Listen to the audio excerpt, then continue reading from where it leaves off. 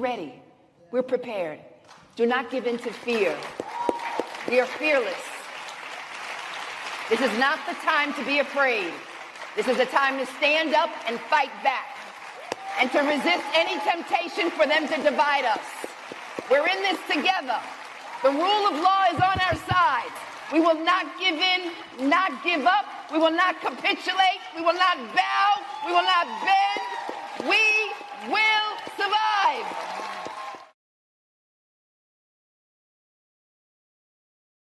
I accidentally watched, and I'll talk about this on Friday, Mark Maron's latest comedy special.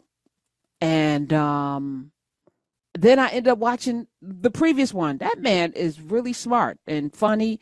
I didn't know who he was. I was watching him on Stick with Owen Wilson, this Apple TV series about a former golfer who had something happen tragically, and he ended up going off the rails, and he meets this young kid who could be the next Tiger Woods or whatever. And Mark Maron is in that as well. But he's also apparently out there doing his best George Carlin impersonation with his comedy. I appreciate it. I appreciate him and all of the people speaking out. The ladies from I've Had It, I appreciate them. I'm going to play a clip from them as well, because we need more folk who aren't, the usual suspects saying the things that need to be said.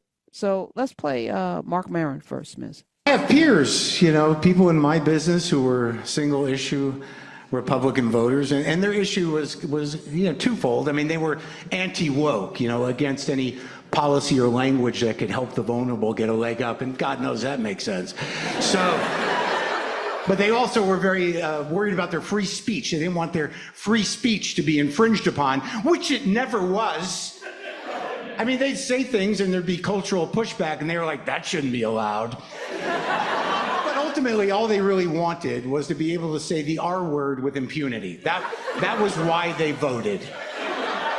But along with that, comes the collapse of the federal government, the destabilization of the global economy, tens of thousands of people being deported to places they might not have even come from, the actual suppression of speech and rights of LGBTQ people and women, and the rise of authoritarianism. And sometimes I feel like asking them, was it worth it, you fucking retard? And I guess some of them would be like, yeah, it was, because now on our podcast we can bravely speak power to truth. Now that truth can no longer defend itself. Yeah. So he's so smart. And we should require more of our comedians moving forward as well. Not that everybody has to be political, but if you're going to be political, you better be right. Be funny and be right at this point in time. Jennifer Welsh and Angie and them, I've Had It. They have been really doing the most as well. And they asked the question, what is white culture? We've talked about this on these airwaves. I wouldn't go as hard in the paint, but she can, because Jennifer Welsh identifies as a white woman. She and Angie, they identify as white women. And so go ahead and do the thing. I agree with them. I just wouldn't go as hard in the paint, but I think we need to see not just allies, accomplices. I've been asking, where's that John Brown, Viola Luoza, Mickey, was it Schwerner, Mickey Schwerner, and Goodman? Where's that energy? Where's that energy that, yeah, let's get in good trouble energy from these folk? Being out there, I saw a video of people in D.C. There was an 8-mile linkage of folk protesting what's going on in Washington. That's cute, but we need something more substantial. Just my opinion. But play Jennifer Welsh's rant. Quit watching NBA basketball. Quit watching sports that are dominated by African Americans. Quit going to Mexican restaurants. You want white culture? You go fucking live in it. You live in it, bathe in it. Like, that's the only thing that I see when you get all white people together in the United States. There's no culture at all. So they have to go borrow culture from people. Even the word woke, they've borrowed from Black culture. I went to a Mexican restaurant with my parents, my son, my husband over the weekend. And there's just all these MAGA looking people in there. And I thought, you've got a lot of fucking nerve coming in here. Coming into this Mexican restaurant where every single waiter, obviously English was their second language, served with a smile. They run a great little local business. And Oklahoma City is a better place because of these hardworking immigrants that come in here. But I cannot imagine the horror they feel when they are driving to and from work, when they might have a hearing on their legal status. I can't imagine the people who've already been taken from their lives. Right. And to see these fat ass, pink arm, teeny weeny beta pricks with their ugly ass wives walk into this Mexican restaurant and sit down and smile and be friendly. I don't think you should be able to enjoy anything but Cracker Barrel. Get your fat asses over to Cracker Barrel, but do not participate in any of the shit that makes America cool. And what makes America cool is multiculturalism. And if you want to triple Trump and you want to browbeat DEI and you want to browbeat gay people and you want to browbeat black people, as you've been doing for 400 years, and you want to browbeat this generation of immigrants that come over here and open up businesses earnestly, pay their taxes, you want to demonize them and call them rapists and felons and all this shit, when the felon is the teeny weeny mushroom cock piece of shit, Kenkel's McTaco tits at the top of the ticket. I have fucking had it from top to bottom. White people that triple Trump should be banned, boycotted from enjoying the best thing that America has to offer, which is multiculturalism. Get your fat asses out of the Mexican restaurant. Get your fat asses over to Cracker Barrel, because nobody wants to see your fucking smug ass, teeny weeny, pink arm, big gut around. Nobody wants to see that shit. No one. Whoa. Okay. Jennifer Welsh.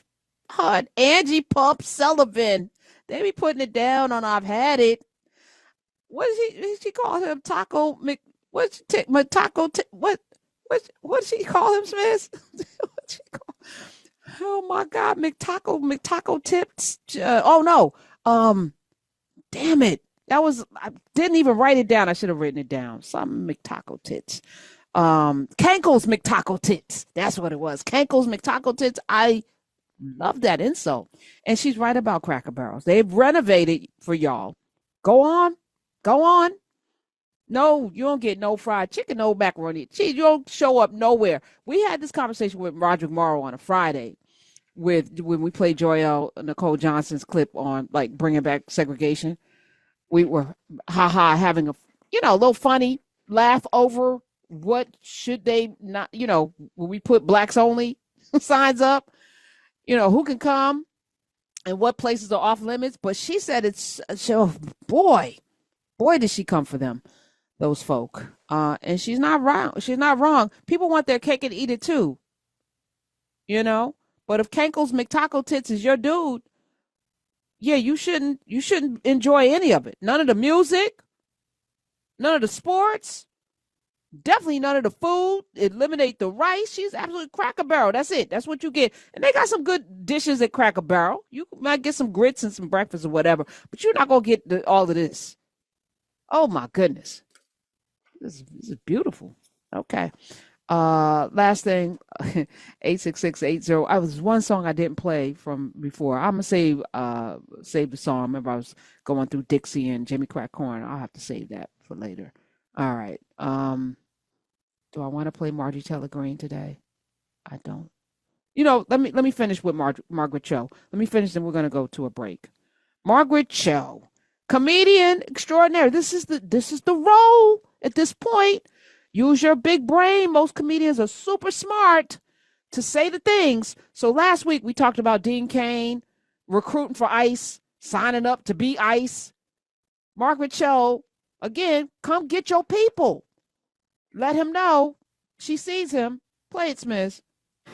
Why would you join ICE and encourage people to join ICE when your ancestors were interned in World War II, and you're Japanese. Like you're not even white. Like you're not white. I know you, and you are not white. You have never been white. And no matter how many of these white activities that you participate in is never going to make that happen. You're never going to be white.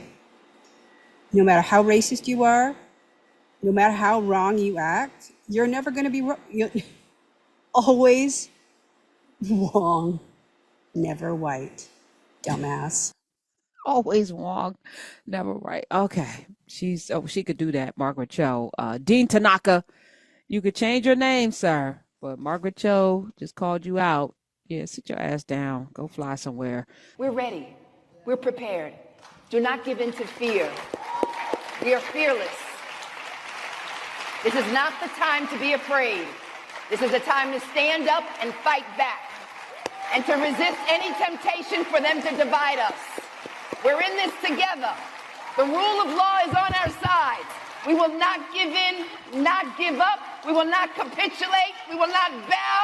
We will not bend. We will